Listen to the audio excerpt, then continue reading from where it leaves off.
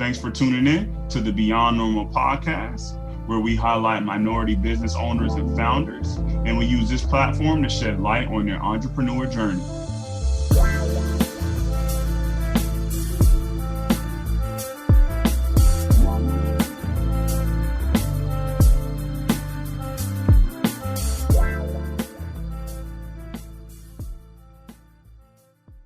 All right, everybody.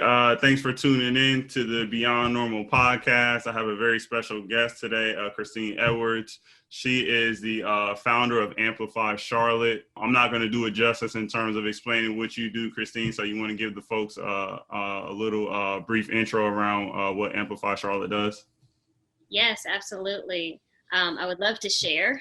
And thank you, Kenny, for having me on your podcast and on your Facebook Live. I really do appreciate the opportunity to share, and I hope that those that are watching can gain something from it. So I'm Christine Edwards, and I founded Amplify Charlotte in 2018. To be exact, it was July 11th, 2018, and we founded it because there was a need to enhance civic awareness in Charlotte, North Carolina. I have a decade-long career in local government outreach work, and what I learned through that work was that I could probably do a better job if I really put my mind to it, right? Do a better job of educating and informing the community of how to really amplify their voices. Thanks for that intro there, Christine. I appreciate you giving that background to the folks. And like you said, there was something that was calling you to this. It was somewhat of a passion for you, and it aligned with your purpose there. I want to take a step back. Are you originally from North Carolina? Not originally. I was born in Norfolk, Virginia, stand up 757. Mm-hmm. But, I was born in Virginia. I come from a military family. But my mom, myself, and my brother, we all moved down to Charlotte when my brother and I were in elementary school. And my mom works in healthcare, so she felt like Charlotte was a great place to start over. And so we moved down to Charlotte, and, I grew up here, and I was always fascinated by, the way that the city works, and why is it that my neighborhood looks different than other neighborhoods? I always wondered, why was it that we had to leave our neighborhood in order to go shopping, go to the grocery store, and then come back, And so I got it in me at a young age to really just explore those things, and then to really want to give back and learn from people who were different from me. So, I'm not originally from here, but I'm Charlotte's biggest cheerleader. I think that in my career also, I think that really is what prompted me to start my business in late 2017. That really is where it all kind of jumped off. Late 2017, I was working for local government, and I was working in our outreach department. And as an outreach coordinator, I was responsible for going out to the neighborhoods and just checking in on people and being that neighborhood liaison. And so I happened to go to a neighborhood meeting one night, and I worked with the HOA leader, and she gave me this letter. It was an open letter. It was kind of wrinkled and crumpled. And she said, "Can you take a look at this letter? I think I got this letter from the city, but I don't know what it means. I don't know what it says." And so I said, "Sure, I'll take a look at it." And so when I was looking at the letter, it looked like it was from the zoning department. It looked like one of those zoning letters that had like a map and some symbols on it. And so I tried to decipher what it meant, but I still couldn't understand exactly what it was saying, and I have my master's in public administration, and I have a decade-long career in local government, but I still couldn't decipher what this letter meant, right? And so this is a woman who's lived in her home for, close to 20 years. So I took the letter back to a colleague at work, and come to find out, we looked at it with someone from the planning department, and the letter meant that her home, or the parcel that her home was on, would be rezoned for multifamily. And what that meant was there would be a 4-story apartment building built right behind, her house, right in her backyard. And so from that, I was really thinking, wow, why is it that local government doesn't necessarily communicate? Why isn't the communication more proactive? At this point, there's nothing that we could really do, And so that's why our motto and our tagline with Amplify is helping communities grow with dignity. Communities are going to grow. We're going to grow. We're going to continue to become more urban, but we do deserve a level of dignity. No, I appreciate you giving that background and what you just touched on. Like you said, in certain instances within the city, you notice that you have to go outside of your neighborhood to get some of those basic things that are now, household names, for you to go to a nice restaurant, for you to go to, different things in terms of entertainment. Those should be right in our community. And if they're not, there's probably some opportunity for someone like you and individuals who are passionate about some of those industries to step in. And then that keeps that dollar circulating in our communities, which I know that's a hot topic right now, making sure those dollars feed our communities and they don't necessarily enter our pockets and then go somewhere else immediately. Mm-hmm. All right. So you spoke a little bit about, what sparked the idea for you to, hop into your purpose around community. What's interesting, I know that you previously we talked and just around you taking the opportunity during COVID-19 to, take a gamble on yourself. Can you let the folks know in terms of what your thought process was around, saying you're going to, be full-time Amplify Charlotte during COVID-19 when a lot of people, there's some uncertainty out there? Yes, absolutely. So I'm going to take a step back to 2018. So Amplify Charlotte was really just a kind of a civic project that we had between the year of 2018 and 2019.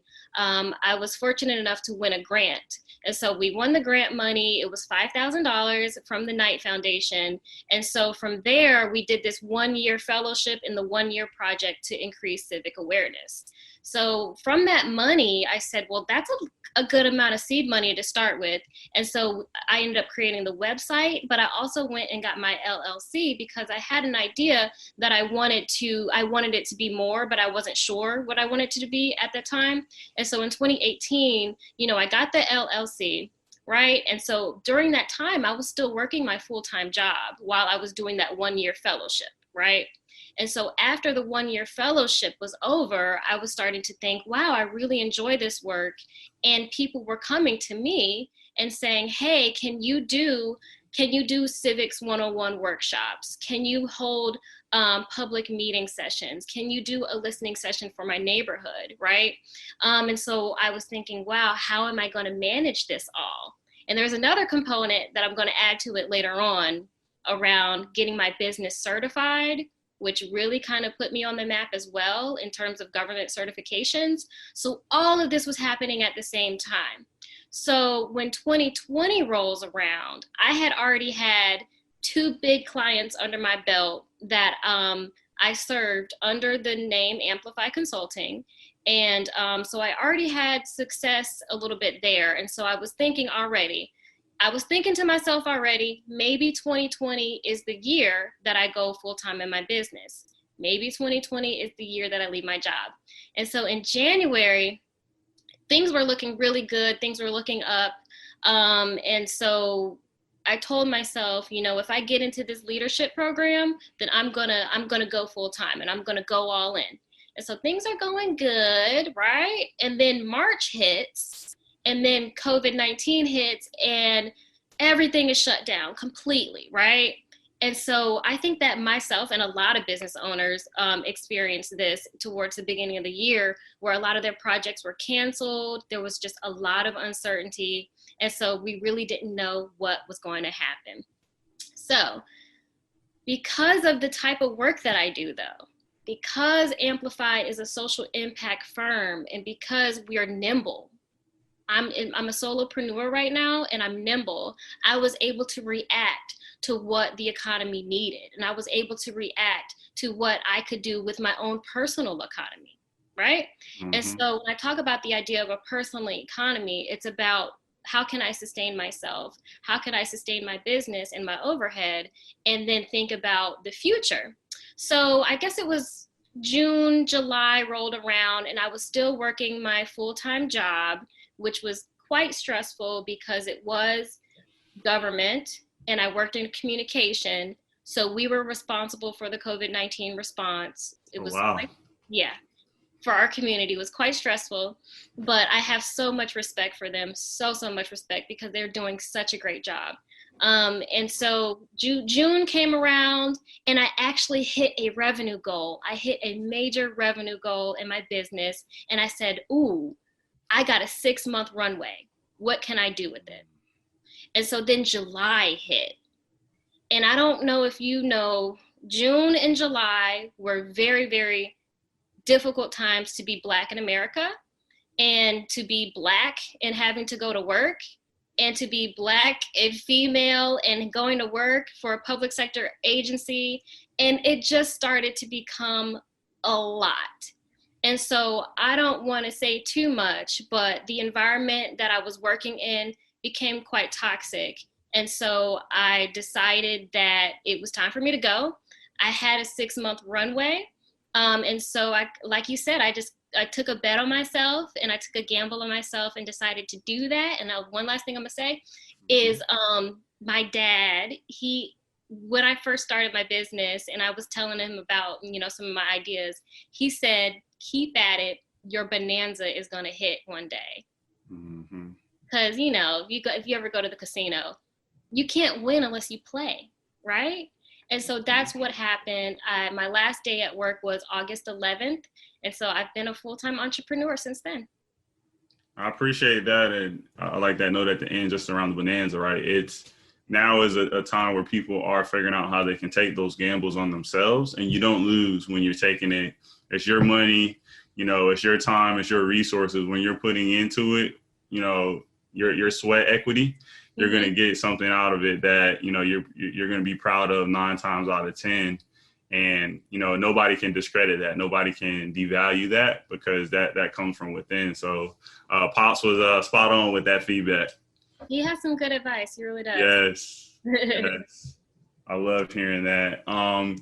Okay. And so you touched on a lot around, you kind of giving yourself these milestones as you were going through and figuring out how you could do your, Amplify Charlotte full time.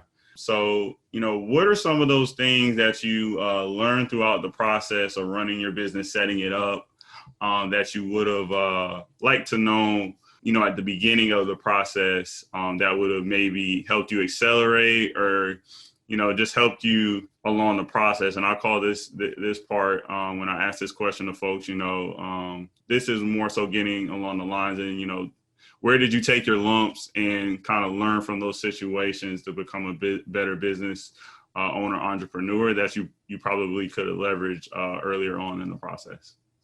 Definitely. So I think early on, if I could do anything differently, I would probably get my first client first instead of setting up my brand first. And the reason behind that is because when I first started in 2018, it was a grant sponsored project. The money was there. And so I already had the capital I needed in order to get the project done. But then moving into 2019, people did not realize that I was a for-profit business. I was still going based off of that Amplify Charlotte branding, where truly it's Amplify Consulting. And so if I could do it differently, I would probably get my client first before I set up my website and my branding and all that stuff first. The other thing that I learned is, for example, for really understanding your business model and not trying to follow what everybody else is doing. I have a service-based business. I'm a service provider. I provide direct consulting services. I don't have a product, right? I'm my own product. I'm a product in terms of being a speaker and sharing my knowledge, but my business model is based on the service that I provide.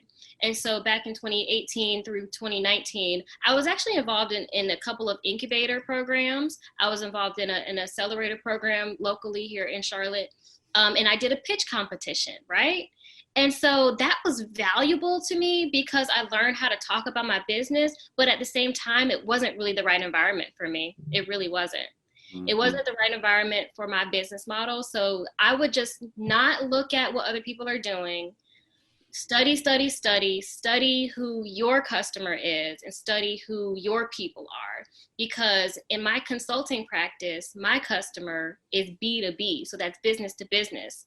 I don't provide direct support to consumers, right? I do have a product that I'm getting ready to launch that provides direct support to people. But in my consulting practice, I'm a B2B business. And so if I had a better understanding of that early on, I feel like I would have a lot more clarity and I might even be further than I am now. That's interesting.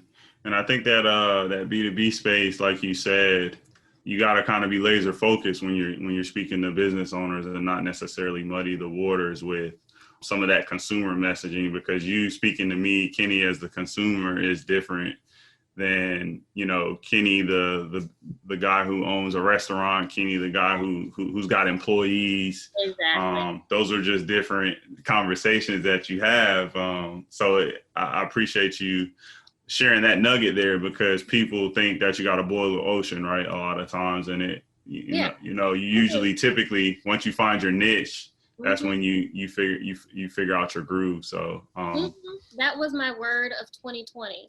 My 2020 word is focus. My 2019 word was abundance. In 2019, let me tell you, it was very abundant. It was very abundant for me and my business. And now I'm taking everything that I learned from last year and trying to focus and really hone in on the processes that work so that I can scale those processes.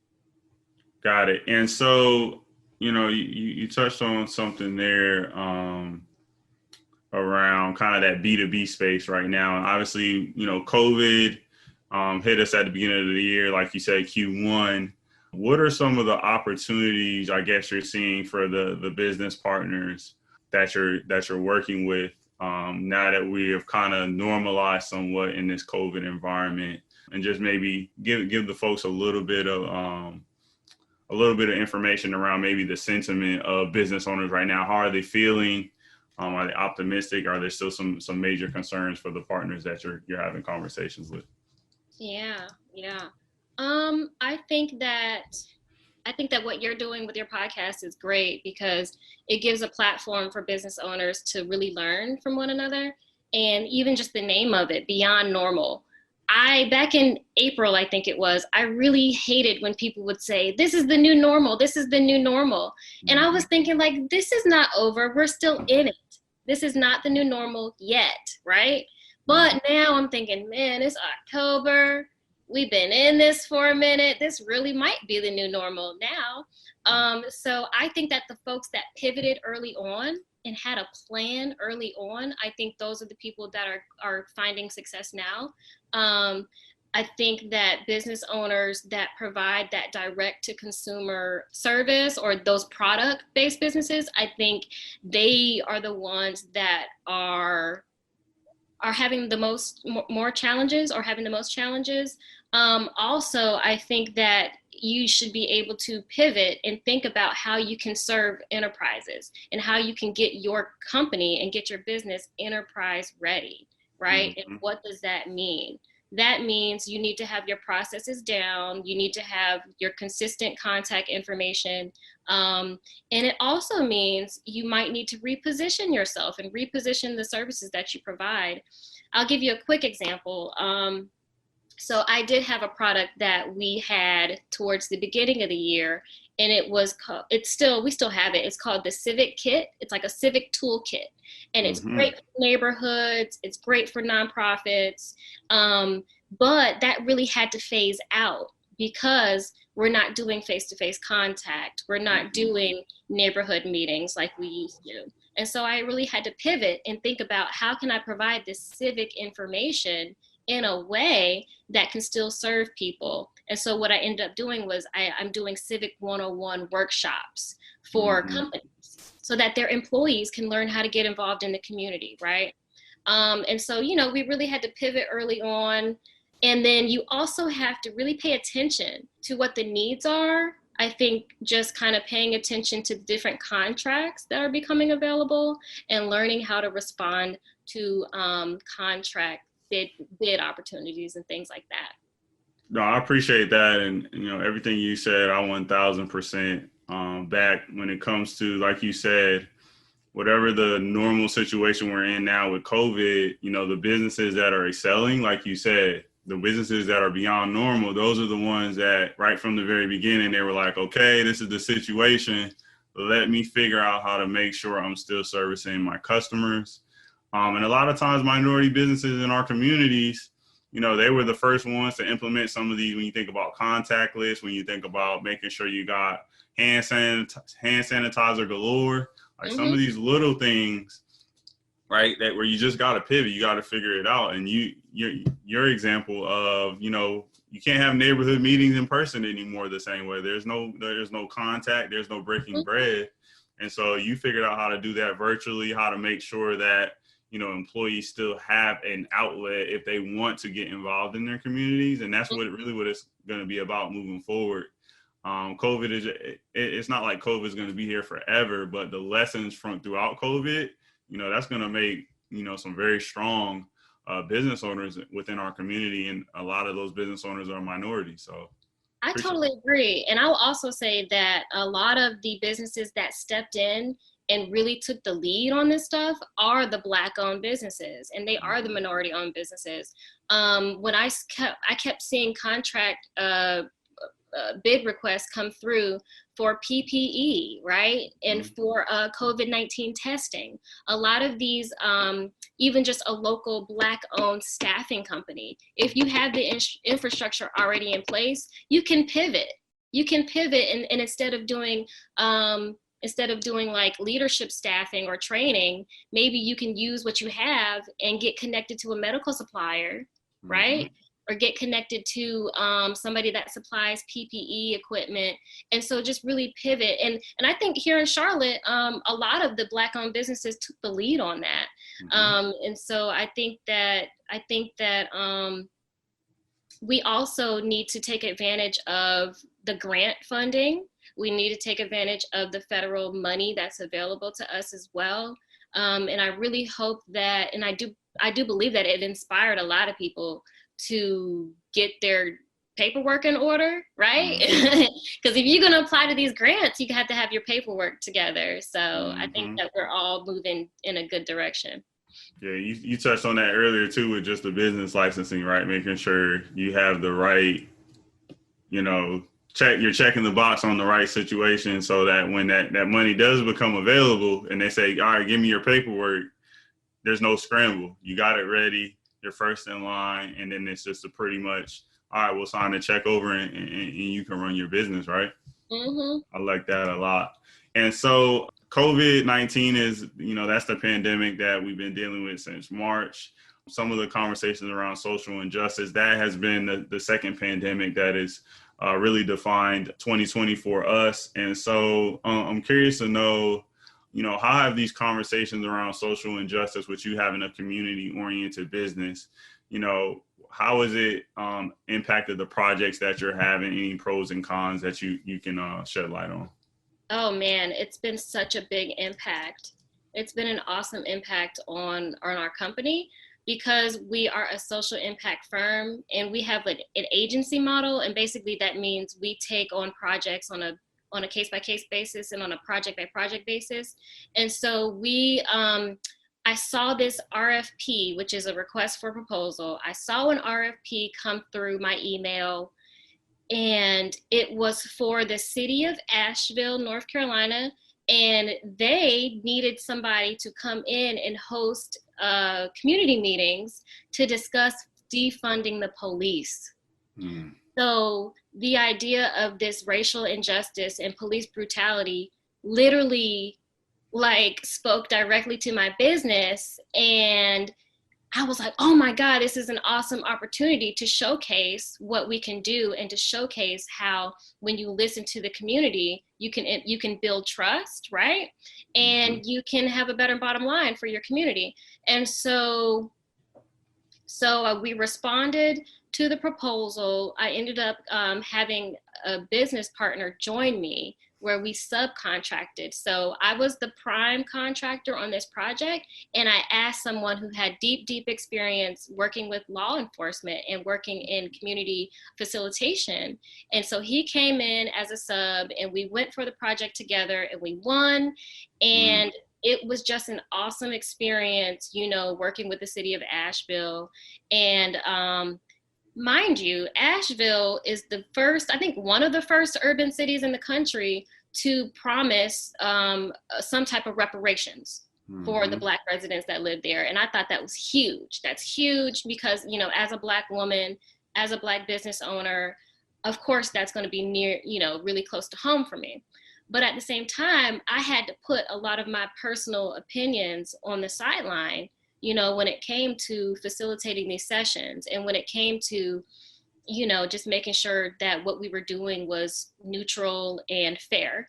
And so, you know, when you have the discussion around defunding the police, it's kind of a touchy subject. They called it reimagining public safety, which I love. I would call it, you know, reimagining policing or something like that. And so, yeah, we went in, we did 6 virtual sessions, we did 2 in-person sessions, and we definitely, I think we inspired the city council to listen to the community, and the city council decided to move 3% from the police budget. So that's something, right? That's a start. Yeah, it's a start. It's nearly $800,000 that they moved from the police budget to other areas in the city where they can provide support for mental health. They can provide support for community outreach. And then at the end of the day, my company is compensated for that work, and we add it to our portfolio. So there we go. Yes. I love hearing that.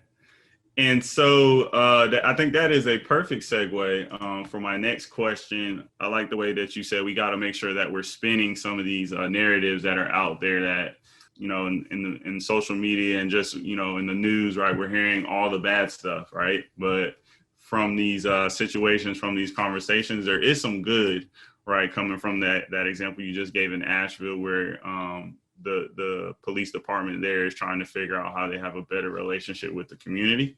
And so thinking along those lines, like how are you framing up these conversations that we're having now for your game plan for 2021 and really beyond when it comes to some of the implications from COVID, just from some of the social conversations that are happening right now in that example you just gave, and then some of the political pressures that we're now seeing as we get closer to the presidential election. So can you kind of give us a little flavor of how your game plan is looking for 2021 and beyond, given, you know, the current events that we're dealing with and going through in 2020? Oh, yeah, that's a good question. It's also a big question. That's a big question. So thinking about how we can change the narrative around race, I've seen it happen. I've seen a lot of diversity consultants being pulled in a lot of different directions. I really want diversity and inclusion trainers to really take advantage of this situation and do awesome work, do awesome work, and do work that's going to be sustainable into the future, right? It's not just Juneteenth, it's not just, you know, July 2020, but I really want to inspire and encourage those people who are doing that work to make it sustainable and consistent, because we really need it. We need it in government so bad. But I only say that to say that that's not my lane. That's not my particular lane, diversity consulting. But however, I will tell you, you know, being African-American, you know, and being a Black business owner, it's really good in terms of representation, right? And so I want to encourage people, if you are Black and you want to expand your portfolio, go ahead and get certified. Get your minority certification, right? Because that is going to put a gold star on your business when it comes to working with these companies. Go into your Secretary of State website, you know, go to the state website and find out how to get your minority certification for your state and for your city. Here in Mecklenburg County, it is your MWBE certification. And then for the state of North Carolina, it's actually called HUB, Historically Underutilized Business. And for the folks that are here joining us on Facebook, I have something y'all can take a look at. This is what it looks like. Can y'all see that? So it's HUB, Historically Underutilized Business. You got SBE, which is Small Business Enterprise, MBE, and then MW, which is Minority Women. Okay? And so I'm going to leave that up there for a second. And I encourage everyone to go ahead and get certified, because that's how you can use your race and your ethnicity to, again, put a gold star, because governments have to set goals in terms of their spending, and governments are going to be spending regardless. They're going to continue to spend. There was $1 billion spent during our current recession, and even last year when the government was shut down for 30 days, they kept spending. So that's what I'll say. Number one, if you're a diversity and inclusion consultant, do awesome work. Number two, if you are Black and you're a business owner, get certified. If you're a woman and a business owner, get certified. And then number three, because again, this was kind of a big question. No, I'm listening. All right. So last thing I'll say, number three, in terms of like the political involvement, I was super, super lucky and super, super blessed to already have content for civics, right? My company is already based on civic awareness and civic involvement. And so I was ready. I was ready to talk about the election. And so the way that we've been doing that is through PR, through public relations, where we are writing about the election, not necessarily the election, we're writing about voting and how to vote. We have been setting up events around voter engagement. And so those opportunities don't always lead to payment, but they're a way they're a way to increase your brand and expand your brand. No, you just dropped all kinds of bars. I'm not gonna lie. Don't worry, guys. Like, I'll make sure I'll post some of this stuff. That was like a Jay-Z verse. That was a Nas verse. Those were bars. I appreciate that, though. I appreciate it. And you giving that, that full perspective, that's the lens that business owners really got to take moving forward. But I love the way that you are really, everything is a positive in terms of how you can utilize it for your business. And like you said, some of the conversations that we're having right now, they're conversations that align with civic, services. They're conversations that align. You mentioned that D&I space, diversity and inclusion. That's a big one right now. And like you said, it just takes for people to get a certification, a license via those avenues that you laid out to get the ball rolling for you to actually get paid to have some of these conversations. Like you said, we're having them already. Why not be a certified resource? Sorry to cut you off. No, you're good. I think I just got kind of, it was like serendipity. I got lucky in terms of how could I say this? This election season has just been crazy, as that's an understatement. But I kind of got lucky with how crazy the election season is, because there was a need. There was a need for somebody to come in and kind of explain, and to cut through the clutter, right? And so I do freelance writing, and I contribute to an online publication here in Charlotte. And so there was already that opportunity to write about voting, how to vote, how to cut through the clutter and understand the difference between mail-in voting, in-person voting, and just bust some of those myths. And so I just got really lucky. And so I'm going to try to take advantage of that and just keep it going, and just try to do more and do better. I love it. Yeah, I love all the perspective that you gave the folks. So, in closing, Christine, if you could just let everybody know how they can stay connected with Amplify Consulting and all the things that you are working on, now and then moving forward, how they can stay connected as well. Absolutely. So you can stay connected with me through Facebook. You can find us on Facebook at Amplify CLT. So facebook.com/Amplify CLT. Please like our page. Please interact with our content. Another way that you can reach us is through our website, amplifycharlotte.com. And if you're interested in learning about getting local government contracts, you can go to our website, getlocalgovernmentcontracts.com. I have a virtual strategy session that you can actually sign up for. So if you want to know more about whether your business is ready for local government contracts, go to this website, getlocalgovernmentcontracts.com. I have a virtual strategy session that you can purchase. If you want $10 off, use the code relationships.